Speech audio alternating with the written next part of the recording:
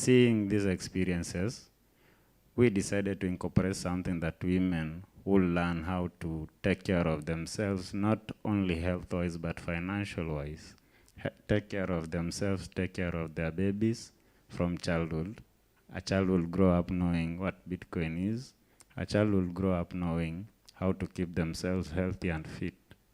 That's why we came up with Bitcoin babies and expanding that, teaching them how to know, how to transact or spend in Bitcoin rather than fiat currency. So the whole circular economy is just articulated around our program. We don't onboard merchants anyhowly, we selectively onboard the merchants based on whatever we are doing as a program. Yeah. Yes, so it's not simple and direct like it is at Bitcoin Babies. But if you think about it, the greatest way we can disrupt, because there's a vicious cycle in the area where the orphanage is based. There is there is early marriages, which results from children not being well looked after by their parents, if the parents exist.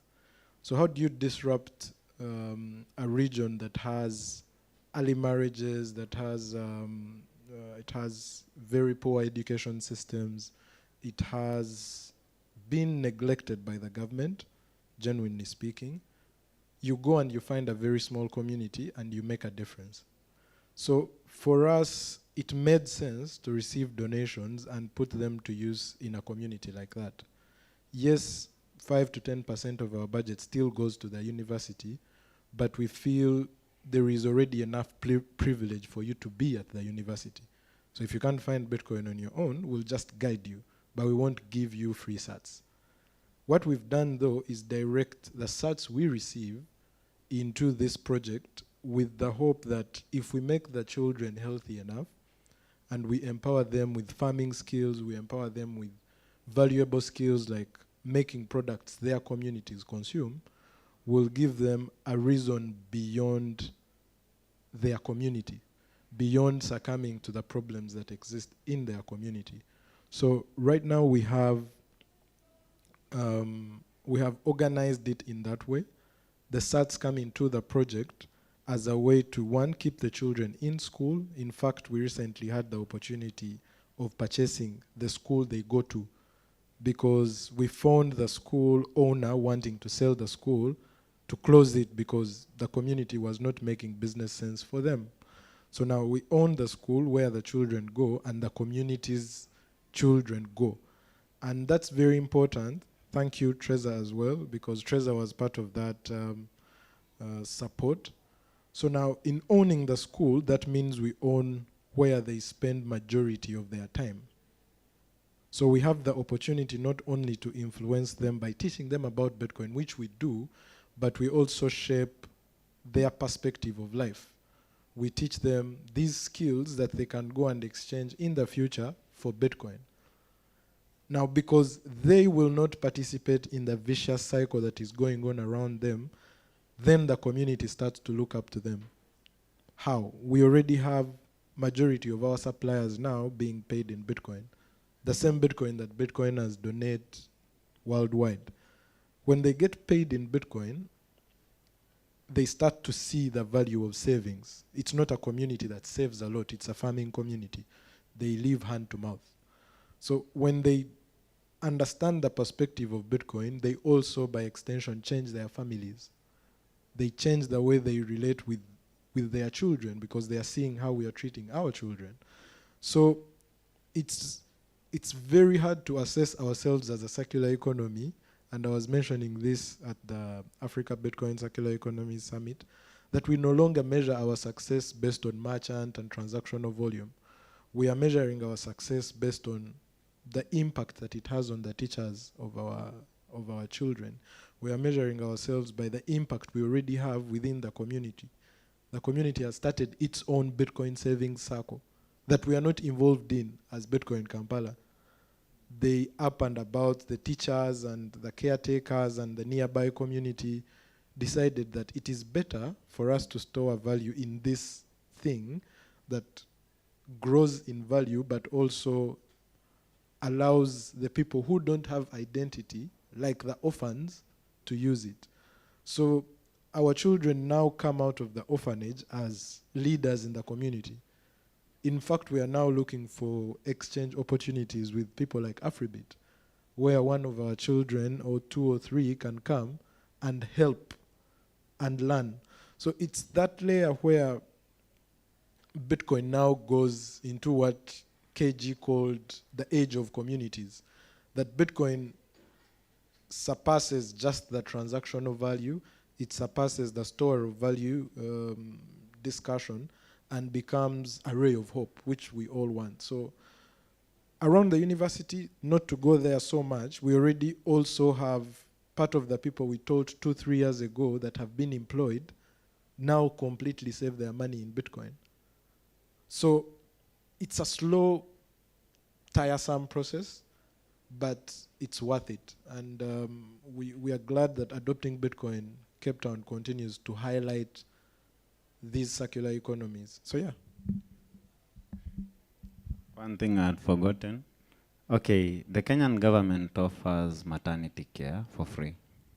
But after maternity care, there's nothing else that is offered. So teaching these mothers how to handle before the maternity care and after the maternity care is something that rarely happens in the country. Bitcoin Babies tries to fill in that gap. Not for long, a year is enough, maybe, we don't know. We would like to offer 4 or 5 years for their kid, but a year is enough for us to maybe motivate or change the perspective that most Kenyan communities believe, or whatever the health sector of the Kenyan government believes. Awesome, thank you. So not to leave Belly out, I have a question about what are the specifics of educating Bitcoin in French? Because there's a lot of like resources in English, of course, and Uganda and Kenya are English-speaking countries, but maybe you can address like stuff like Swahili, how important that is. But let's first discuss whether you're like happy with the resources that we have in French, and yeah, stuff like that. Okay, I didn't mention that, but we are also doing education for young people, not really people in the village, because we are working both in the village and in the town. So we are teaching young people about Bitcoin, and then we are using French as well. In town we are using Kirundi, French, but mainly Kirundi. But like, first of all, the like resources in French about Bitcoin, or many subject about IT is not, it's not enough. We don't have a lot of resources about in French which talk about Bitcoin and stuff. That's how like our people don't have informations about Bitcoin. Let me stay on Bitcoin. They don't have information, and they are very curious. So they are curious because first of all, like they experienced some scams, but also there are people who think that dealing with crypto in general, or Bitcoin specifically, is getting rich, making money. That's why there is a high level of curiosity. For example, if we open a form, online form, for people to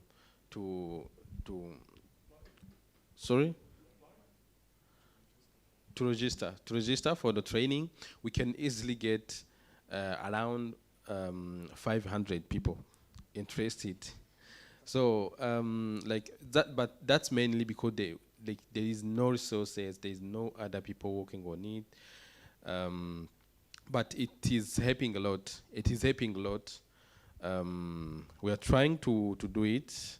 We are working also with Trezor Academy programs, like we have unlimited number of people who want to learn, who want to know, like, but now what we are trying to do is to transform our alumni in actors as well, as we are doing, so that like they can also teach people, launch initiative, build the communities around Bitcoin.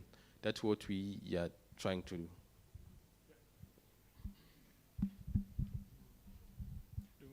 Yes. Sorry? The resources. Yes, absolutely. Unlike many other communities, Kibera is still one of the most advanced, actually, education-wise community in Kenya.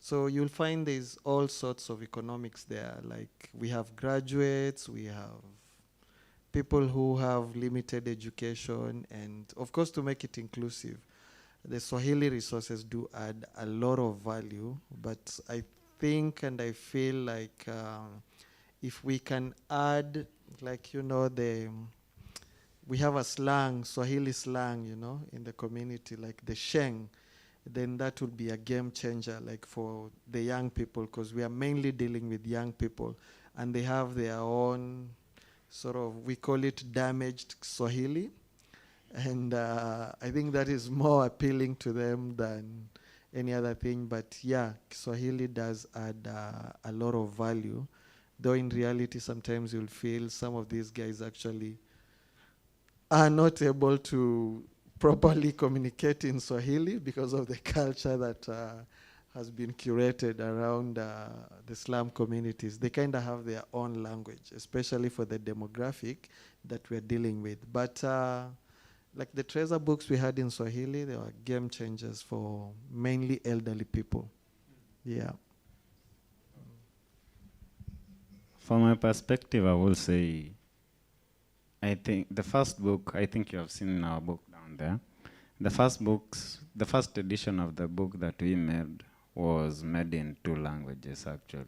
One of them was English, and the other one was purely Swahili. We are dealing with a demographic that doesn't know Sheng that much. As much as we know Sheng a lot, they don't know. So printing in Swahili made it a little easier for the first groups of MAM to understand the concept that we were bringing to the community around. So yes, having resources in the local dialect is a plus, because it eases understanding whatever you are bringing to them and makes it easy for you to input a lot of more education and more knowledge to them. What I can add is that we have some resources that we translated in French. First, there is a Trésor Academy program which is recorded, which is in French. So sometimes we refer some people to the videos on YouTube, on our YouTube channel and Trésor YouTube channel, so that they can go and learn in French. We also have resources in Kirundi. For example, there is some training that we learned in Kirundi, Trésor Academy programs that we learned in Kirundi, because we have the curriculum translated in Kirundi, thanks to Exonomia. We also have some articles translated that we translated in Kirundi about Bitcoin, of course, that are on Exonomia website. We also have other articles which are translated in Kirundi on Plan B Network website. So like now we have more than 30 articles that we can find in Kirundi and French that we translated, so that people can access to content without language barrier.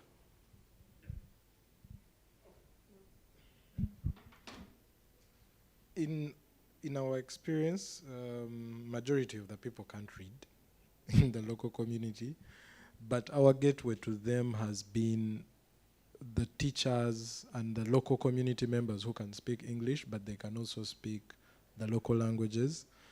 And it's very important to provide them with as much information as possible. So yes, there has been a few translations by Exonomia, but they are mostly getting it through the nodes that you ideally create in that community that speak both languages.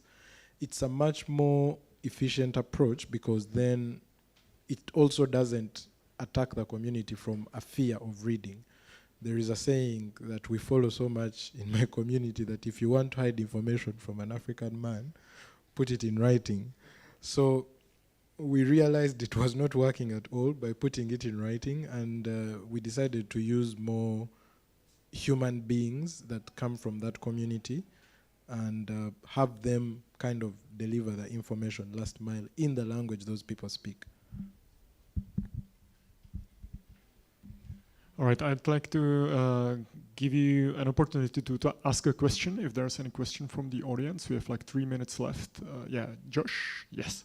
Let me give you the mic.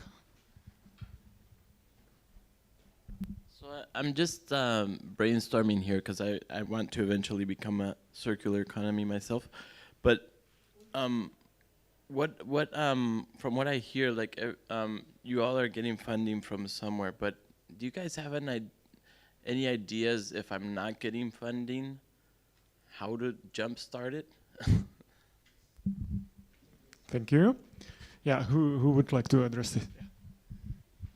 So I think what I mentioned at the beginning is our initial approach as now Bitcoin Kampala, then Gorilla Sats, was we still do it, a 5% kickback from the profit company. And that's the advocacy I've been trying to do within our circles, pushing all of us to become entrepreneurs. I wouldn't advise even the ones who have funding to rely on that funding, because vividly what we know is funders can go away. But what we've done is, one, you as the person who is starting the circular economy should be comfortable funding some of those activities. I'm certain Bitcoin Babies only got funders about 6 months into the project. Majority of that was being funded by the founder. And what we've done within our project is embed some of those models that allow us to earn money. So we have a farm that we bought through, yes, donated money, but now that farm is reducing our budget on food. We are making liquid soap. The children are very hands-on. And that liquid soap is being sold in the community for money. So the approach would be right now, what you can do is, whichever business you run or when you have a salary, if you are employed, you have to be ready to put the skin in the game, what we say, and fund some of those initial activities.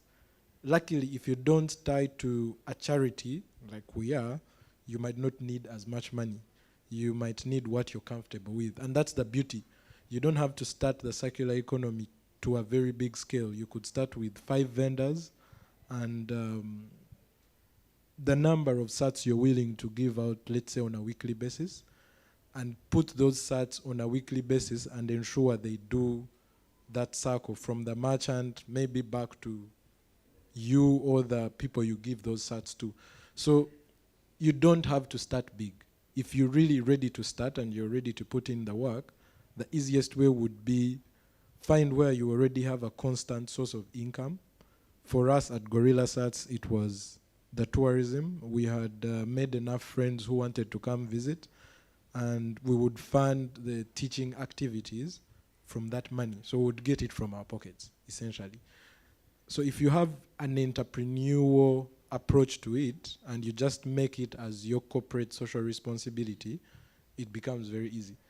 And it is also easy for people to support it when it's already moving. I think that's the easiest way. Bitcoin Babies now is a very successful project because they put the skin in the game. So yeah, that would be my approach. Well, I think the same thing Brendan has said. You need to have your own self planned before you apply anything, because if we depended on funding, I don't think Bitcoin Babies would be existing right now. It will be one of the failed projects. But with time, with our own efforts and everything put into it, later on we started getting funding, which has made the circular economy grow. Because even the merchants that we began with, they are not all that are there.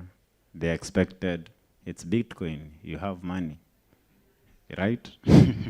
But at the end of the day, those who survived, we still are with them, and the ones that left are hoping they didn't left. I think for us it was a bit different because we started on a very different pedestal, and what we focused on was embedding Bitcoin as a tool and not necessarily like, you know, a need for funding per se. So we started by integrating it into already existent projects and powering the knowledge, and that way we had to rely less on funding, and we are trying to do more of that in business accelerator programs and some of the initiatives that we are trying to build and the societal needs that we are trying to meet, so that even when you take Bitcoin away, like these societies can still be functional and can still be fruitful. So whatever funding comes in is a plus to help, but then you really don't have so much to rely like on funding and stuff. Great answers. Thank you all. So we are unfortunately out of time. We don't have time for any more questions, but you can catch these gentlemen in the halls. I'd like to mention one last time all the projects that were represented. It's Afribit Kibera, Bitcoin Babies, BTC Shule, and Bitcoin Kampala. So make sure to follow these projects. And yeah, thank you everyone. Thank you. Awesome, thanks guys. It's really great to see Bitcoin.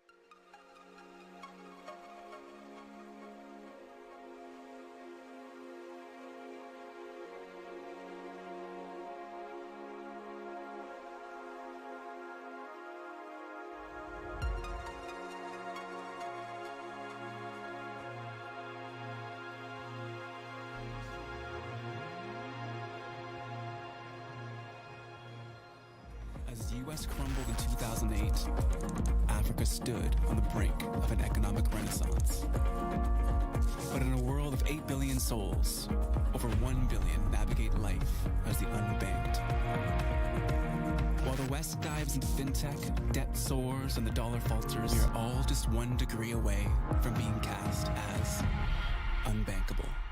The vast majority of countries around the world are completely indebted. It's just not sustainable for the world to function as it's functioning at the moment. The big awakening happened during lockdowns when things just didn't make sense. They're up to their eyeballs in debt. There's no way out except to go further into debt. We're dealing with some extremely onerous and damaging economic conditions which are also having an effect on our society. Avoiding short-term pain and causing immeasurable harm in the long run. Surely more of the same is not going to assist us. I really think that... Okay, perfect. Thank you, everyone. Let me just close this door over here. All right. This next panel is going to be discussing layer 2 solutions, the trade-offs that come with it, and everything else that goes with that. We've got Ricky Allardyce, that's going to be the moderator. We've got Gareth, Joshishan, and Veronica. Over to you, Ricky. Thanks, Darren. Might I just say you've been performing a stellar performance as MC. We tried to get him last year, but he was too privacy conscious. He didn't want to dox himself. Okay, guys, so panel on layer 2. So I'm going to have a couple of general questions that I'm going to throw out to you guys, and I think we just, if anyone's got something interesting to say on it, or even not that interesting, just let's have a chat about it.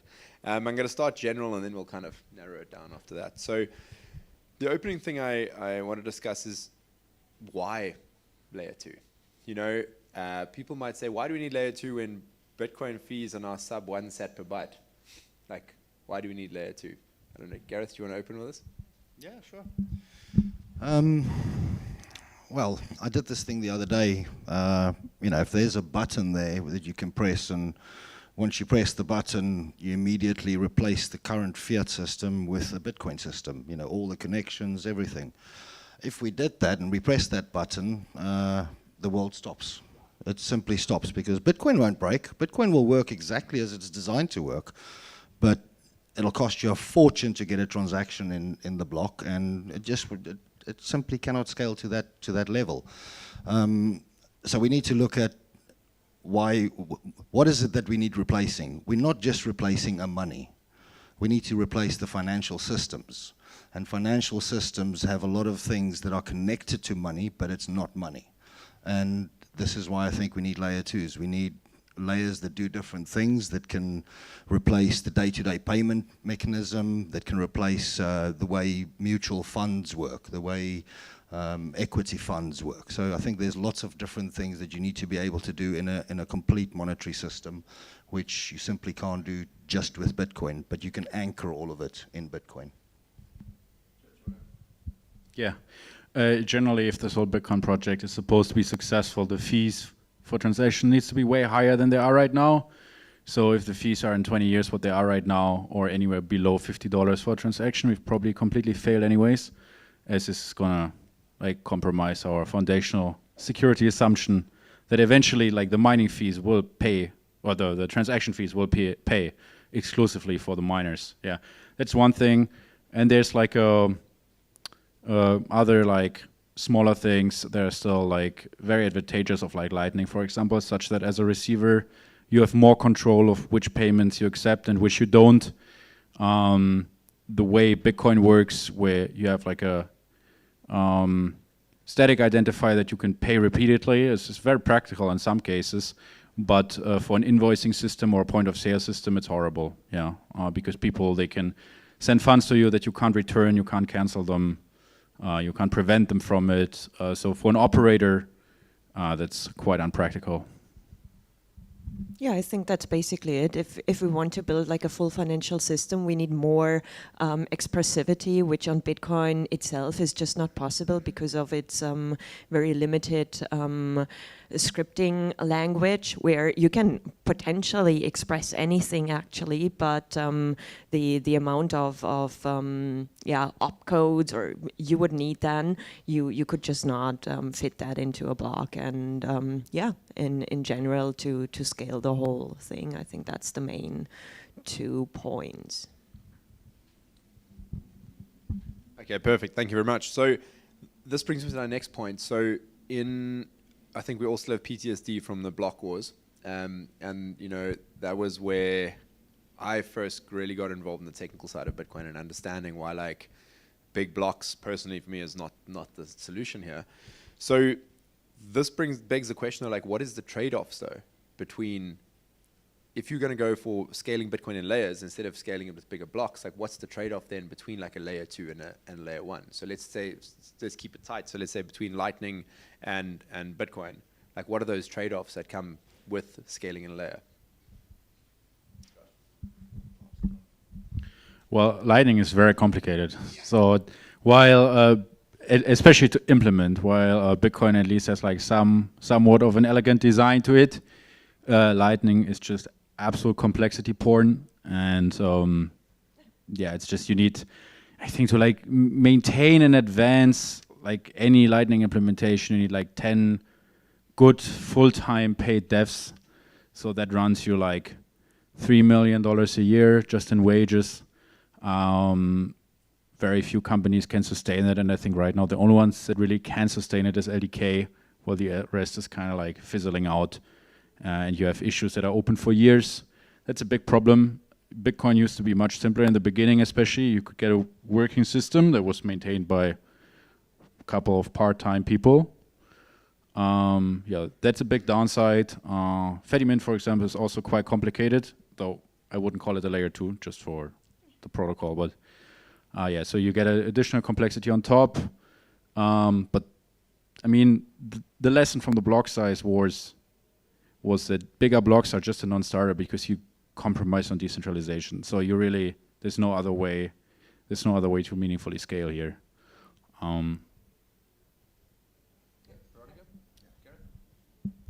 Yeah, and the second issue that comes with scaling in layers is how do you get from the base chain to the layer itself? Yeah, and there we have different models where you either, for example, have a federation like we have in Liquid and in Rootstock, which now might be swapped kind of for a so-called BitVM based bridge where we at least get from an like T of N federation trust assumption to a 1 of N trust assumption. And yeah, for example, in ARC, a user has always a unilateral exit, so they can go back to Bitcoin, but the amount of transactions, for example, might be in quite a high ballpark that you need to push on chain. And if we are in such a fee environment that Yosha mentioned that we actually need to sustain to sustain Bitcoin in itself, then the question is how useful are these unilateral exits, for example. Yeah? So in general, we need to figure out how we can securely go into the other system, into the site system, and how to specifically go back, especially if something on the site system goes wrong. Yeah, I think for me it's we could say there's trade-offs, but I think what happens is we think of transactions per second, and I don't think that's the real innovation. Yeah, I think the idea that you extending rather than making bigger. So instead of you're extending the functionality of Bitcoin in order to make it a real financial tool that anchors all these other services. So I think there's different trade-offs between the different layer 2s because they don't have the exact same goal. Some of them do things, they have the same goal, but they do it in a different way.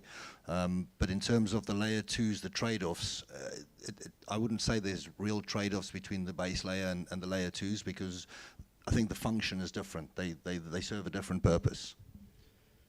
Right, but so I guess what I mean by that is, so if I hold my private keys for Bitcoin layer 1, I'm fully sovereign. I have those private keys, those sats belong to me. No one else can access that. With layer 2 like Lightning, for example, I mean, I don't know if who of you guys in the crowd have tried to run your own Lightning node and lost sats doing so. It's difficult. It's really difficult. I mean, I know Liquid's not a layer 2, it's like a layer 1.5. That's much simpler, but you still don't get the same guarantees. Ultimately, there's a federation of companies, and it's a multi-sig, and like, you know, you're not fully sovereign in that system. With Lightning, you can run self-custodial Lightning, and then sure, you are to some degree. But it's more in order to scale, we have to have some kind of trade-off in terms of sovereignty, right? And I suppose that's what the different projects are trying to achieve. Like, how can you maximize sovereignty while also still scaling? And so that before I get onto the Arc Spark Lightning question, I actually want to we spoke about high fees, you know, in the future, and I think we all agree that that's critical for Bitcoin's security budget, is to have, you know, high fees at some point. But what about layer 2 in a world of low fees, which we're at right now? Like, does that delay adoption of layer 2 and delay development on layer 2? I mean, Joshua, what do you think about the kind of environment that we're in at the moment? Well, it does delay it. I think it's human nature to really sit on a problem and do absolutely nothing about it until it blows up in your face. A bit of history is there that I think like Fedimint like really was developed in a higher fee environment than now, and then like shipped in a very high fee environment that was sustained, I think, for like 6 months, 8 months, something like that. And I actually at the time was wondering if we ever see like the fees as low as they are now. So yeah, me neither. But yeah, it is definitely yeah, I think it has definitely like lessened the interest right now. And especially before, you could already see, like you could see as well that a lot of people were going for like they were going for like non-custodial Lightning wallets on the phone, and working on like all kinds of very like impressive work on the technical challenges of like making this like somewhat viable today. But I always thought that no matter how good you can make this, at the end of the day, you need to open a channel for every onboarding, and that's just like not workable for like where I'm trying to go here, which is global adoption. So I never like found it that interesting, and I found it quite a peculiar example of human nature, how people were so like invested and focused on those kinds of solutions. Yeah. Yeah. So I was like quite fond of efforts like Fedimint even then. Yeah, for that reason, for the long-term view.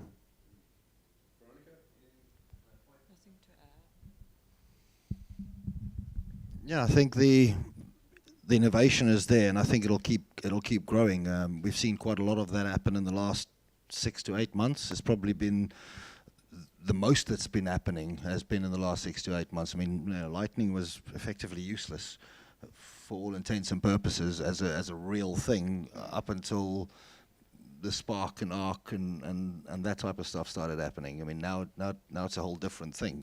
So I think the use case is also different. You know, we've got Liquid, for example, which you mentioned, and then you've got new innovations like Botanics that is effectively the similar model to Liquid, but it's a dynamic federation. So there's little incremental advantage or improvements, and you know, somewhere somebody sparks something. You know, you can't just build from nothing to something. You've got to build off some other people. Yeah, I mean, I wouldn't shit on Lightning too much. My company, we do cross-border payments, and I've been doing it on Lightning for the past year, and I mean, the volume that we can move via Lightning is incredible. And we actually had a call with one of the developers from a big LSP, and we were like, guys, you need to beef up your channels. Like, we're moving volume here. And they're like, Lightning is for micro payments. And we were like, no, it's not. It's for whatever we want it to be. And we want to do macro payments on it. And like, it's handling it. And it's great. But the question, it does beg the question, though, in a low fee environment, is it worth the headache of the complexity to do that when you could just send on chain for like a really cheap fee? I mean, that's kind of a rhetorical question, I guess. But the real question I actually have about the cheap fees is why? Why are fees so low right now?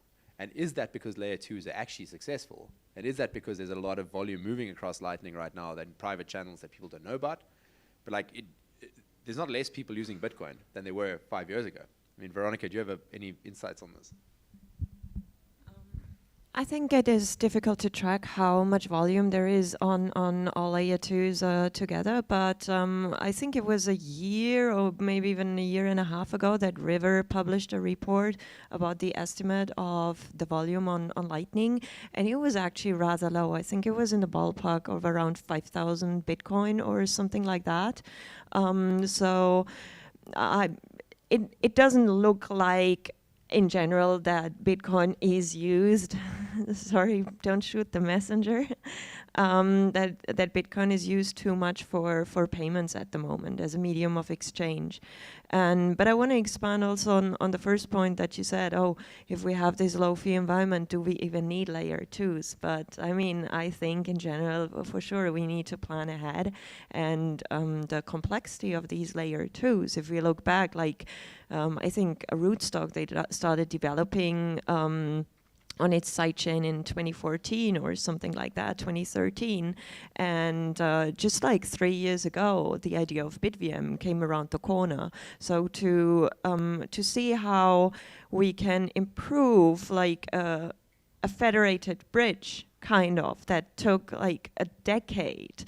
So the whole R&D behind that is very deep, cryptographical, very cryptographically based, and it doesn't just the knowledge is not just accumulated in like a year or two.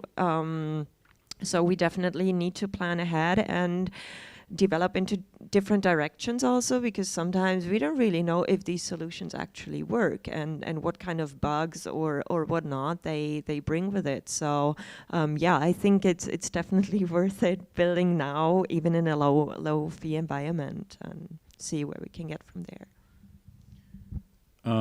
I also think, like, right now a lot of the like traffic that goes over Lightning would probably not be there at all if like Lightning wasn't there. So it's not like it would move over to Bitcoin. And I think right now the value proposition for Lightning is often not so much like saving on fees, but also the speed. And also, as like one of the things I mentioned earlier already, that you have like a native invoicing system where you have full control over this for like the individual user.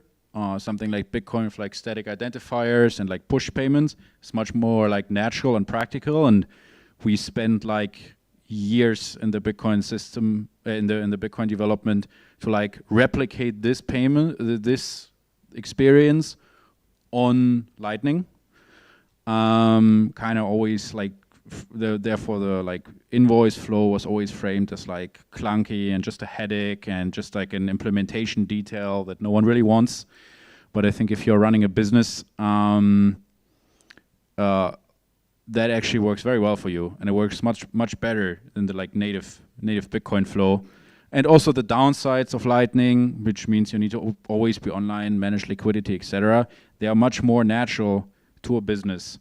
So like setting up a Lightning node in like, if you have someone with technical expertise, 20 minutes, you know, and then being able to like just automatically handle payments, I think is a huge benefit. And it is so much simpler than integrating with existing like, with existing fiat systems, which are incredibly fragmented. So I can imagine for you, like handling your fiat payments as a business is probably like 50 times more work than like handling the Lightning payments.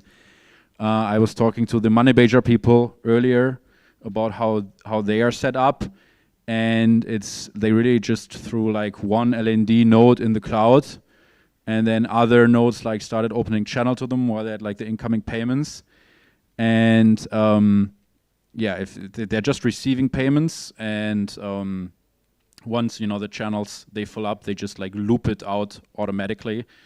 So for them, like they can just automate this. They've basically no work with this, and they're like one LND node like has been receiving payments for like years without any issues. It never goes down. There are never any issues. So I think that's a huge leap.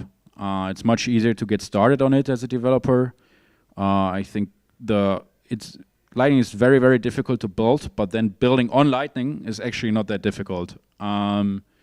So I set up an LDK node earlier this year, and yeah, the quality of LDK is great. This is the one I can speak the most to. And like, it is even sufficient to just open a single inbound channel, and then it's like, yeah, you can start routing payments.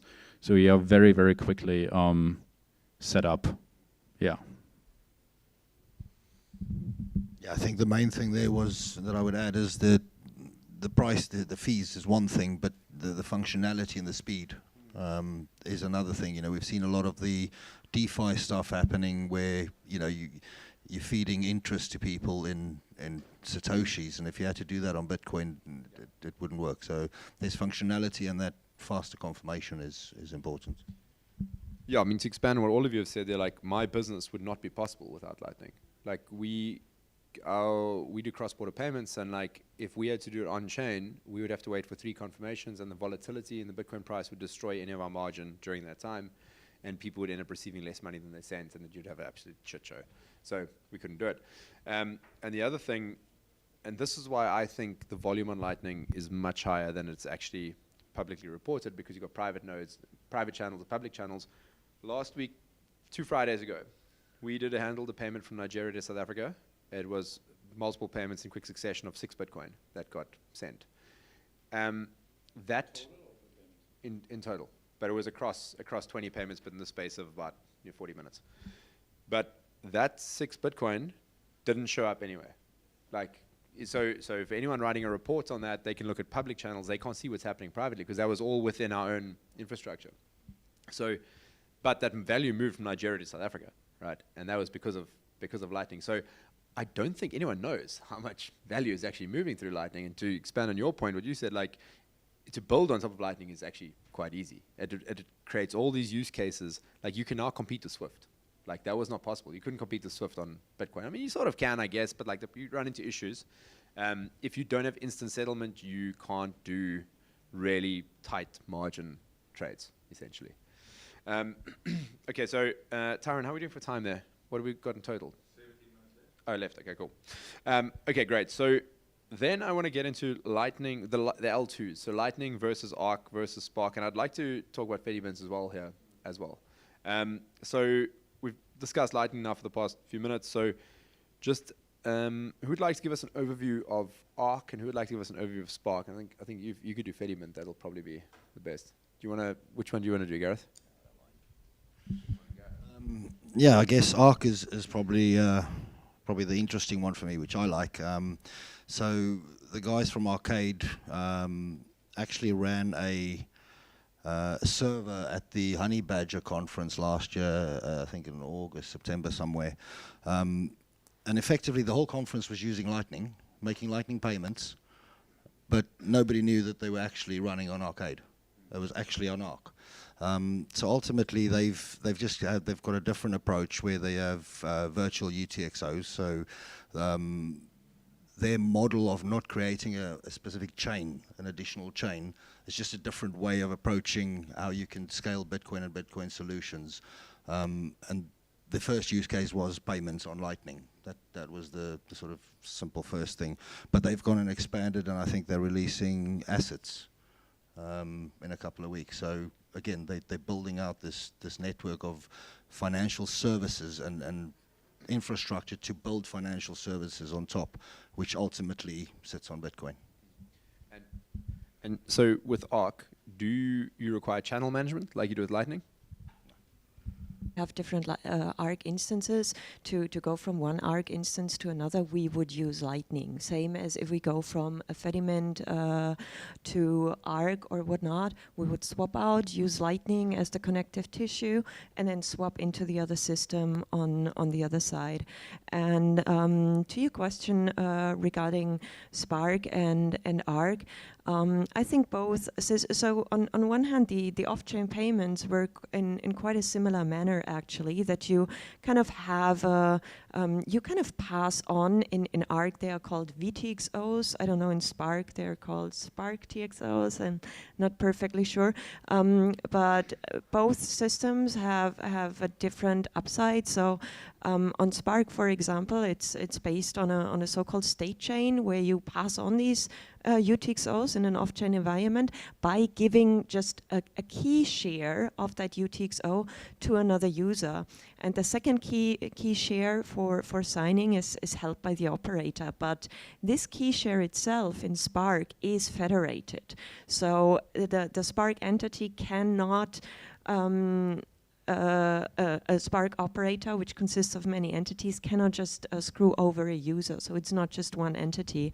Whereas in Arc, this is a bit of a downside at the moment for both companies working on that, in the off-chain environment, it's just one entity signing off together with the user to pass on that VTXO. But both companies are looking also into federating the operator, for example, via nested music, and Arc Labs, where putting the signer itself in a trusted execution environment to increase the security. A big upside of Arc, though, is that what you can do at any time is that you kind of anchor your VTXO to Bitcoin itself by participating in a so-called settlement, or batch settlement. Where once you participate in something like that, your funds are fully secure, you have a direct unilateral or kind of direct unilateral exit, and no one can take the funds from you. This possibility you don't have in Spark. What I think is another thing that is interesting about these two systems, while they're non-custodial, but there are some trust trade-offs with the operator. The operator can never rug all the users at the same time, kind of like it is in Wallet of Satoshi, where potentially Wallet of Satoshi could just take all the funds and gone. An operator could just rug like one VTXO or one Spark TXO at a time, kind of. there are some caveats to this, but that's roughly kind of the model.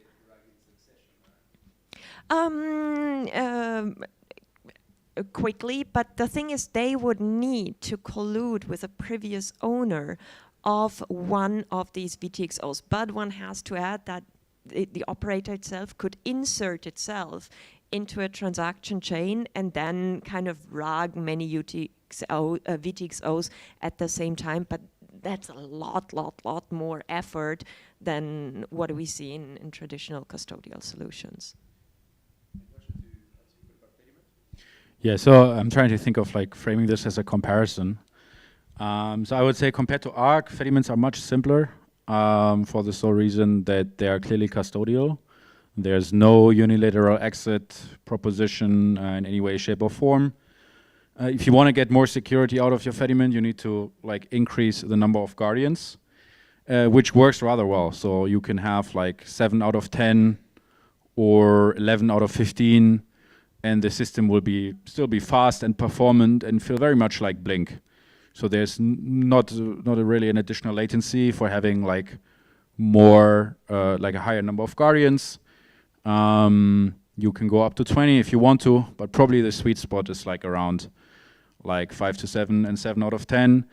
The idea with Fediments is also that the individual Fediments are smaller and we have more of them, while I think the arcs are designed to be larger and you only have a few. That's why we focus with Fediments, we focus on making them like as simple to host as possible, which then hopefully also leads to people having like a personal trust assumption to their group of guardians. So it's a very different model. And mentally it's always a custodian with a multisig.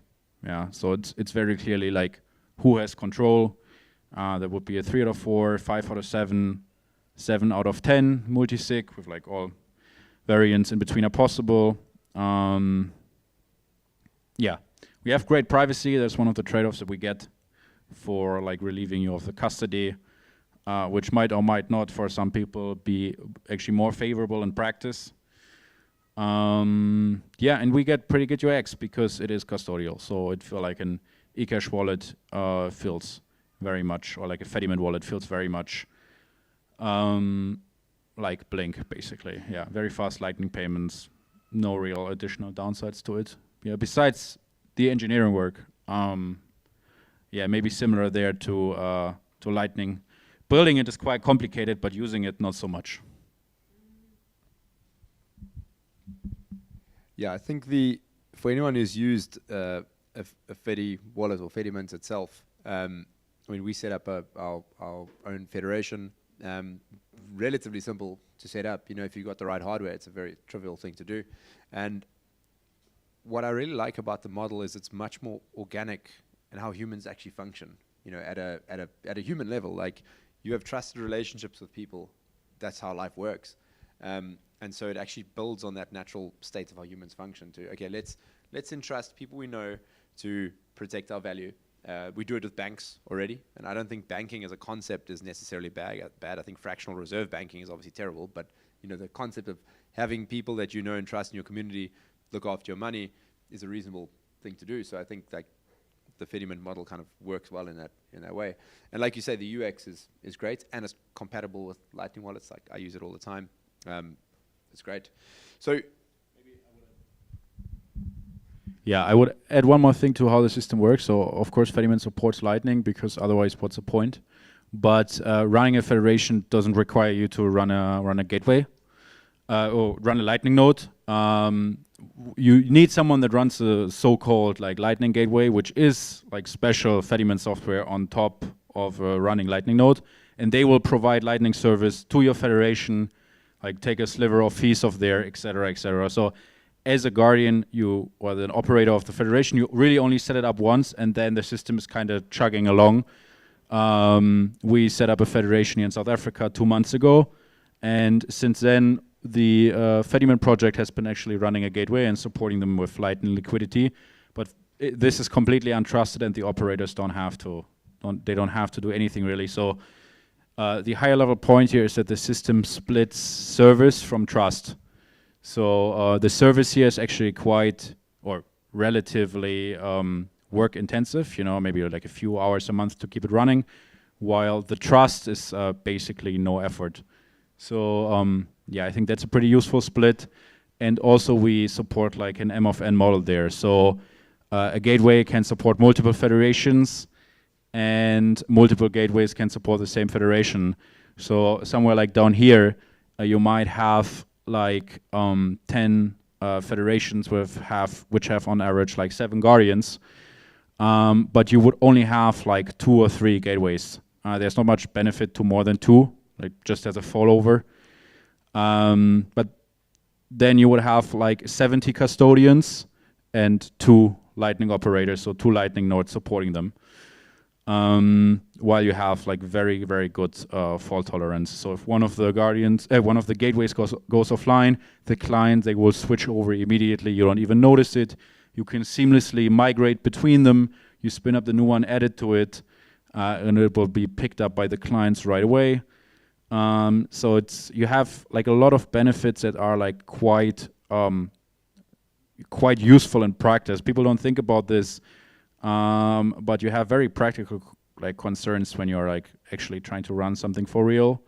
Another one is that like the 5 out of 7 multisig is actually, or the 3 out of 4 multisig is always considered as like preventing someone stealing your funds.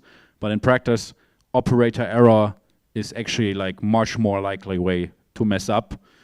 And so, like as a Fediman guardian, you can sleep quite well because your own node is not that important. It's easy to back up. You have static backup, so the hardware itself is kind of like throwaway. Like if someone steals your guardian machine, whatever it is, like a Start9, etc., it breaks, your house gets flooded. It doesn't matter. It's like not that important. You can just recover it. So it's much, much simpler to operate than like a Lightning node. And yeah, I think it's just in practice actually quite workable. Yeah, we can run on Start9s, for example, which wouldn't be possible with like a federated system because again, the individual guardian is not that important. Okay, so my next question, I guess, is more for Gareth, and this is, how do you curate a simple UX on a layer 2? So Gareth, you're building Layers wallet, and if you're building a retail customer-facing wallet, like UX is mission critical, right? Yeah.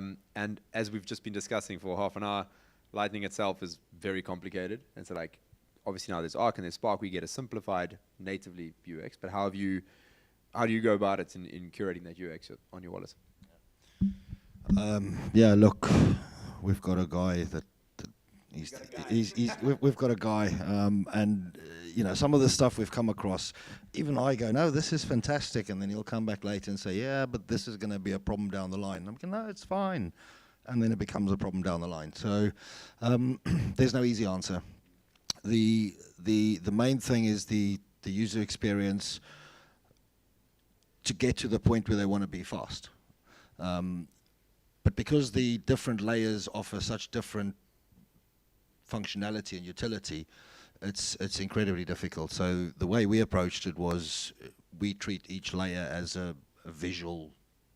It's its own thing. You try and keep some of the stuff in the same place, and you know, everyone's got a different approach on why and how. And like, we've literally just had an argument for the last week over moving the send and receive and transfer to the middle of the screen. So look, there is no easy answer. I think what we're going to see going forward is, I think UI is going to become a lot more fluid. People will be moving towards a sort of AI approach where they're actually communicating, and each person's interface will be custom to them. So I think it's been a big problem, but I don't think there's an easy solution to that problem. I think the solution will come from the next iteration, where we've got a much more dynamic UI for everything. I think that's going to be the main solution to that.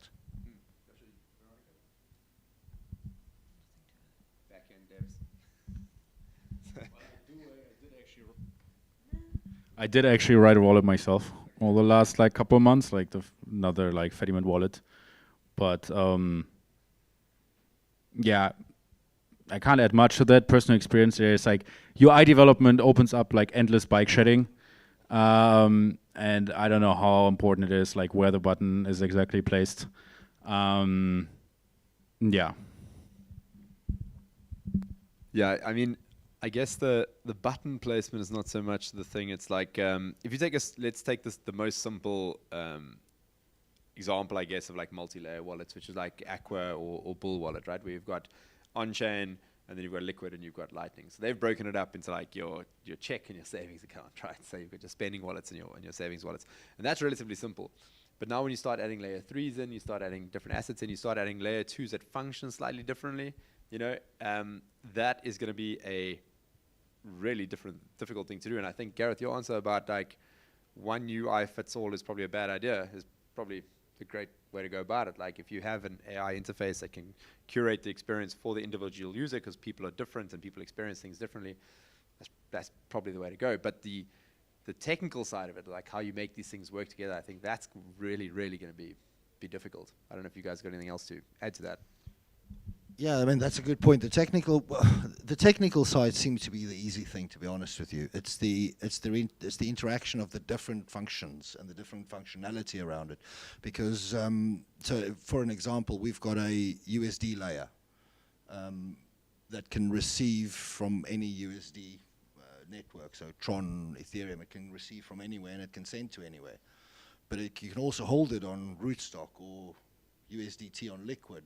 So there's all these different things, and ultimately, the only way we could figure out how to do it is, you know, we're going to build it and make it work where you can see everything, and then the next step would be to hide everything and to let the user go in the settings and choose which one they want to be their default, how they want this thing. Do I want to select a network to receive it on every time, or do I just want it to think by itself? Because the problem is not just that you have these different layers with different functionalities. The problem is also that users will be using them in a different way. You know, some people want yield, so they're going to want to just look at one layer, and that's the one they're interested in. So you need to be able to then disable the others. Right. So this is why I'm saying I think the sort of next generation curated AI, that's where I think it'll go. Yep, that makes a lot of sense to me. Okay, guys, Tyron, how are we doing on time there? Just finished. Okay, so I'm going to be sneaky and open the floor to anyone got any questions? Tyron, got a question? Yeah, I'm not on your guys' level with the second layers and layer 2s and all that, but I've just got a basic Lightning question. Do we know what's the maximum amount we can send on the Lightning network, like in a single transaction? Is there an easy answer to that, or what's the most your company's done? Yeah, so I can only speak from our experience. When we started building this, we were running into bottlenecks quite often around $5,000-$10,000, and then it's very much a case of like, okay, cool, you just need to increase channel capacity, right? With Lightning, that's pretty easy. You just create a bigger channel, send more Bitcoin to it, and that solved that bottleneck. The issue we have, and this is not so much well, for Lightning, it's just the channel capacity. Like where you're sending to, how big are the channels, that determines how much you can send. The issue is that if you want to send high frequency payments and they're going in one direction, you run into issues where you constantly have to open new channels or rebalance channels, right? So for example, if we're sending funds from Nigeria to South Africa, but we're not sending funds from South Africa to Nigeria, it's just flowing in one direction. So you're just constantly depleting the one side of the channel. And that doesn't really work so well. Ideally, you want to have them balanced going in both directions. And then you can put, let's say, 1 Bitcoin in the channel, and it goes backwards and forwards, and you can send up to 1 Bitcoin. That works fine. So yeah, having bidirectional flows makes the operation of that a lot easier. But in reality, where we ran into limits is on the fiat side. So you send, because it's very easy to speak to your LSP and say, please can you increase your channel size. They do that. There's no real cost associated for us to that. But you can't phone up the Reserve Bank and say, can you guys please let us send more than whatever your limit is. Those things are hard-coded. And the other thing is the banking system runs 5 days a week from 6 to 3. It's ridiculous in South Africa. So between 6 a.m. and 3 a.m. you can send a certain amount, and after 3 p.m. you can send 4 times less than that, and on weekends and on public holidays. It's outrageous. But so this is actually where you run into the issue. So we scaled past the Lightning limitations Like we solved those problems very quickly, and then we ran into the fiat limitations, and those limitations can't really be fixed because the fiat system sucks. So, like I said, we sent 6 Bitcoin no problem the other day, and the reason why we didn't send it in 1 transaction, because we could have, the channel was big enough, the reason we had to send it in 20 transactions is because the customer in Nigeria started sending after 3 p.m., and the limit is 250,000 Rand per transfer in South Africa after 3 p.m. So we had to send 20 times 250K, or more than 20. So that's really the issue there. Yeah, this reminds me of a talk by like Alan Farrington that he like lately gave, where he was saying the gist was that the Lightning seems very complicated if you haven't seen the fiat system before. So as I was earlier giving the example of like 10 full-time engineers for like a Lightning implementation, that's a drop in the bucket compared to a company that handles like a large amount of fiat payments, which has probably hundreds of people in compliance and etc. And they basically, like those guys, like 10 guys could build the entire global Lightning system as it runs right now. Yeah, so it's like orders of magnitude less effort than like the current than the current fiat system. And what's also often not understood is you have like immediate settlement as well. So not just the payment is not just set up quick, but it's also settled right away. While in the existing fiat system, you have this like setup and settlement split, where the payment is sometimes only like settled like days later. So you have you have the conceptual split. You might have chargebacks. Then it's a whole headache again for businesses that the consumer doesn't see. But the business really does see, yeah.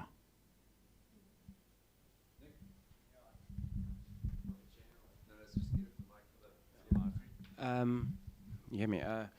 So there's I see in the last few years, the amount of Lightning wallets has increased quite a lot.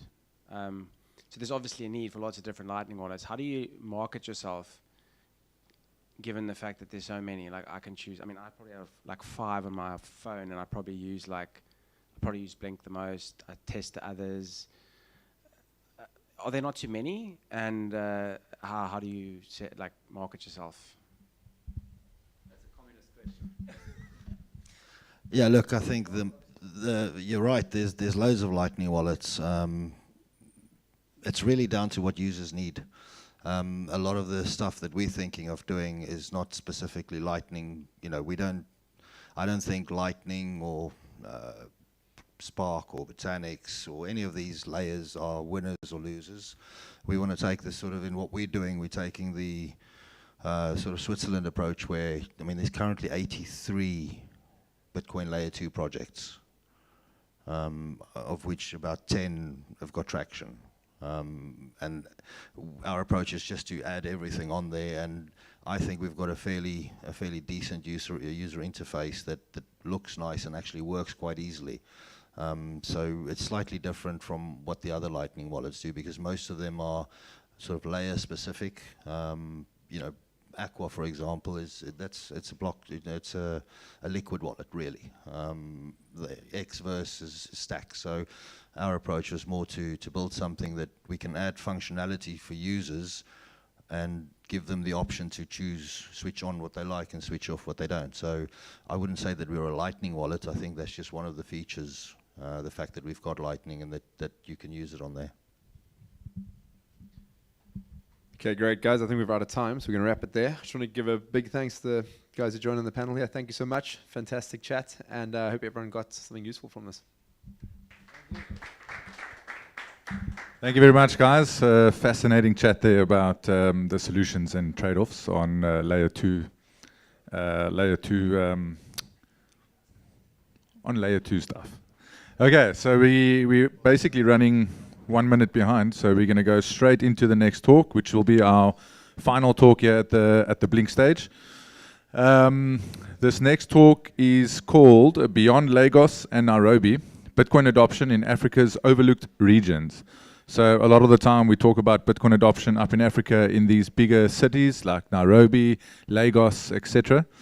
Meanwhile, we've actually got adoption happening on the ground in the overlooked regions as well. So I'm going to call up Satoshi to the stage. Please put your hands together and welcome Satoshi. The Satoshi.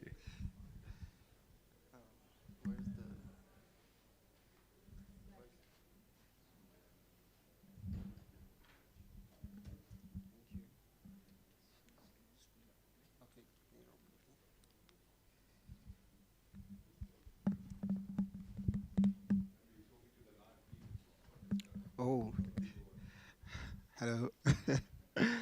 Just waiting for my slides to like come up. Yeah. So, okay, cool. So I am Satoshi with double E. I'm called Satoshi with double E at the end, and I work with Africa Free Routing and African Bitcoiners. And yeah, we're going to talk about this today. So oftentimes, Bitcoin adoption talks usually happen, you know, in a few familiar places, and amongst people who already agree with each other. But like over the past year, through the boot camps we do at Africa Free Routing and African Bitcoiners, I'm able to quickly learn that the conversations are very different, you know, when you escape those bubbles. So today, I want to share a few observations, you know, not theories, about what happens when you take Bitcoin beyond Lagos and Nairobi, in quotes, to places where, you know, assumptions break and the reality humbles you very quickly. So last year, I spoke at a meetup, and during the Q&A session, one young man raised his hand and he said, "Thank you, I finally understand Bitcoin." And I was surprised because he wasn't new, and I've seen him before, and like he has watched, according to him, some YouTube videos and heard some very intelligent people speak about Bitcoin. And I didn't do anything special. All I did was, you know, talk about the evolution of money from barter to gold, and then, you know, to the fiat, and the problems that Bitcoin wants to solve. And of course, I showed him the inflation simulator we built proudly at African Bitcoiners. I'll get to that. You know, that moment actually stayed with me, and it made me reflect, and I understood that exposure is not understanding. A lot of people are exposed to Bitcoin, but they don't understand Bitcoin. You know, they get it as this crypto, you know, that goes up and then comes down. But like the problem it is meant to solve, they don't know. And it's usually because of the language that we use to explain it to people. So now language becomes a barrier, and it becomes like an adoption tax, right? You know, sometimes we meet people in underserved regions and we're talking about hash rates, nodes, cryptography. Like, meanwhile, what people want to hear or need to know is, what is money? Why does it fail? And why Bitcoin exists in the first place. Back to the inflation simulator. It's actually a tool we have at African Bitcoiners. You can, what it does is that you can enter you can choose any African currency and impute any amount, and then you'll be able to compare, if you had saved in that currency compared to Bitcoin, how much would that be worth? And in our meetups, actually, this is one of the sessions that we see people getting engaged very well, because it now hits home for them. They begin to understand the reality, like, okay, so inflation is real. If I had saved just my small, like my little 100,000 naira, I probably would have had 1 million naira now if I had saved in Bitcoin. So when people see the problem, ideology actually disappears. And when in the underserved regions, really, when people begin to understand Bitcoin now, the fear sort of like changes. Maybe we think people are just only afraid of Bitcoin being a Ponzi scheme, you know, or being scammed and stuff like that. Meanwhile, the fear is evolving to the fear of being left out. You hear common complaints like, what this person, this certain American, is buying hundreds of Bitcoin, or this company is buying 600 Bitcoins and stuff like that, what would actually be left for us? And then you have to like do the whole explaining of about like scarcity and just how owning a little would be valuable in the long run. So it's actually something that is quite surprising. I had a wake-up call, or I had a very humbling experience during the African Bitcoin conference last year. So I went to buy a bag very close to the venue where the event was happening. And I asked the woman, I said, "Do you accept Bitcoin?" Because I had no Mauritian rupees. And she said, "Bitcoin? What is Bitcoin?" I was like, "What is Bitcoin?" And then she was like, "Yeah, what is Bitcoin?" And then I started explaining, and when I got to, and I said crypto, and she got it. She was like, "Oh, no, like that thing that goes up and comes down, they don't do it." I don't know why I was disappointed, because maybe I felt like, because it was happening very close to, the venue, I would expect that maybe they do accept Bitcoin. Then fast forward to me going back home in the airports. I also passed through, a store in the airport. I have no Mauritian rupees, of course, and then I asked the attendant, "I want to get this. Do you guys accept Bitcoin?" The same question. What is Bitcoin? And I was so frustrated at that point, because I was, from the highs of the conference, when we talked about adoption and all of that, and I was thinking, if really the way we feel about adoption is actually how it is, shouldn't the airports be a reflection of that? Like, the airports are like a touch point for different people from different countries. And Bitcoin, the idea of this, global money, should actually reflect by the adoption actually happening in the airports. So I was like frustrated, and I had to leave. But my frustration actually, transformed to humility, because it just meant that there's a lot of work for us to do beyond the hype.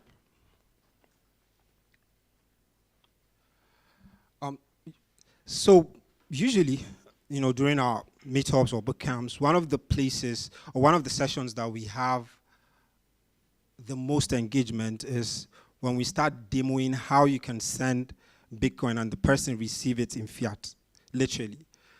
It becomes less abstract and it becomes real for people. People warm up to the idea. You see them really, really excited. Shout out to, to initiatives like Tando and Mavapi, of course, that we used to, to do those demos. And it shows that it's not like people, especially in the underserved regions, don't want to, don't want to open up to Bitcoin. But the problem is utility. Sometimes, also, when people want to orange pill, especially people from the, from the West, you send someone Bitcoin, but then that becomes a problem, because there is no way around him. There is no way he can spend that Bitcoin. And he probably has to go and set up, an account with an exchange in probably one of those exchanges, and then probably get scammed, in the P2P. And now you've lost that person. So initiatives like MavaPay and the rest are actually very, very important for adoption in the underserved regions. Another realization that we had is that, having a lot of women in the ecosystem opens up possibilities that we've never thought about. Again, I was a mentor at a hackathon last year, and I happened to be a judge. And one of the final projects it's an all-women hackathon actually, and one of the final projects of the ladies is rather surprising. They were trying to build a breast milk bank. Like, it might sound cringe, but like literally, like one of the participants, her aunt is not able to produce enough breast milk for her baby, and they are thinking the way they can solve that problem, of course, and in those regions, just relying on baby formula to feed your kid might just lead to stigmatization. Like, why are you relying on just baby formula for a baby? So they are thinking of having a bank where people that can actually lactate very well can go donate that breast milk. But now this is the most important part. they get paid in Bitcoin. Why Bitcoin? Because it is private. Because for a woman to go and donate breast milk, you know, that opens her to like a lot of ridicule and like stigma and all of that. But having that idea of private money being paid without actually revealing your identity is very, very important. I would have never thought about this as a man. But like, because it is women, they understand their own problems and they can build solutions around that if we educate them in Bitcoin. So we need more women-led initiatives, especially in the underserved regions. That would open up possibilities that we've not thought about. Yeah, I've heard so many talks about, you know, whether people should save or whether people should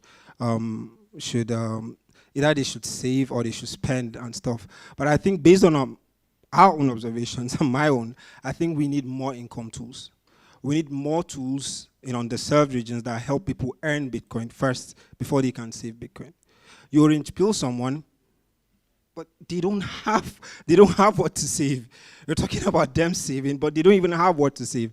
So it's very important that in those regions we concentrate on building around how can we help these people, like how can we help people earn before we actually let them save. And I think initiatives like Bitcoin Dua and the rest are doing something like that, and it's very important. So gatherings like this actually attract people that, you know, already agree and they already believe and, you know, and things like that.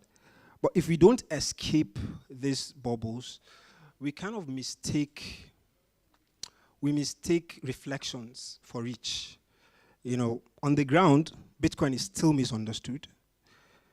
Bitcoin is still often even seen as irrelevant.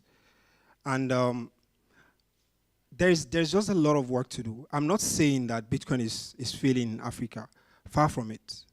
But different communities actually need different tools. The enthusiasm is there. You know, people show up in meetups, in boot camps, you know, hoping that Bitcoin will be that escape for them. And the responsibility is ours to actually do what is right, to use the right methods. So, but I think for Bitcoin to work in the underserved regions, it has to show up differently. It first has to be useful before it is ideological. It has to help people earn before it demands them to save. And it has to be built by locals. It has to be built locally by people who live the problems that Bitcoin is meant to solve. And that is the path we are walking at African Bitcoiners and Africa Free Routing. We've done this, we are doing our 10th bootcamp now, and we've done some meetups, taking Bitcoin to the underground, to people that actually deserve it, to people that don't know about it. So if this is something you like to work, and with, of course, with the support of our very good partners like BTrust and HRF and all of that.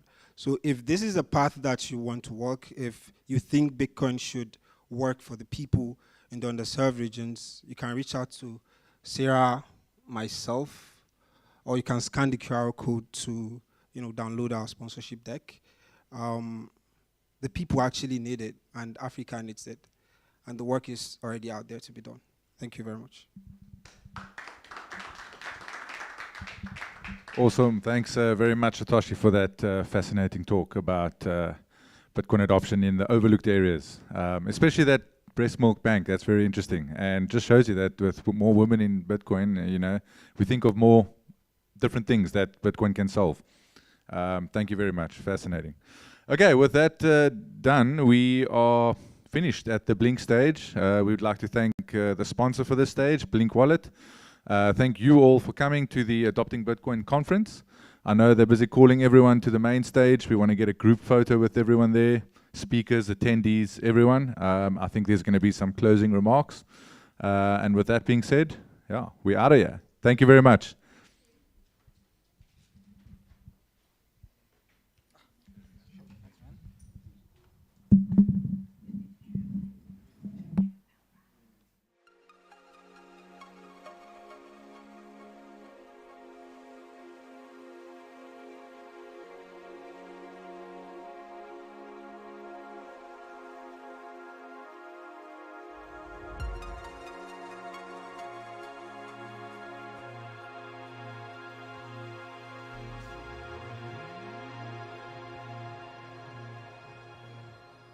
As the US crumbled in 2008, Africa stood on the brink of an economic renaissance. But in a world of 8 billion souls, over 1 billion navigate life as the unbanked. While the West dives into fintech, debt soars, and the dollar falters, we are all just 1 degree away from being cast as unbankable. The vast majority of countries around the world are completely indebted. It's just not sustainable for the world to function as it's functioning at the moment. The big awakening happened during lockdowns when things just didn't make sense. They're up to their eyeballs in debt. There's no way out except to go further into debt. We're dealing with some extremely onerous and damaging economic conditions which are also having an effect on our society. Avoiding short-term pain and causing immeasurable harm in the long run. Surely, more of the same is not going to assist us. I really think that how we think about politics and the state and these things, how we have thought over the last century or few centuries or few decades, is going to change. South Africa is currently grey-listed on the international financial infrastructure. The bottom line is that we're sitting here right now with a particular macro framework that despite all the things that are being said about it, but it has produced the highest poverty. That's one nice little thing that I noticed in Africa, South America as well, a couple of other places, that you don't really need to spend too much time on explaining what the problem is. Who's going to enforce the rules on the people who are themselves supposed to be enforcing the rules? We are sitting here with a situation where 18 million people are depending on government for one form of grant or another. Here's the thing, fiat sucks. Many of the big problems we face in today's societies can be traced back to having their origin in fiat money. Like Satoshi said, the problem with central banks is that you have to trust them not to devalue the currency. Because the moment that you put that control in the hands of a small group of people, inevitably, any money that can be debased and devalued throughout history always has been debased and devalued. Every idea with money is really a construct.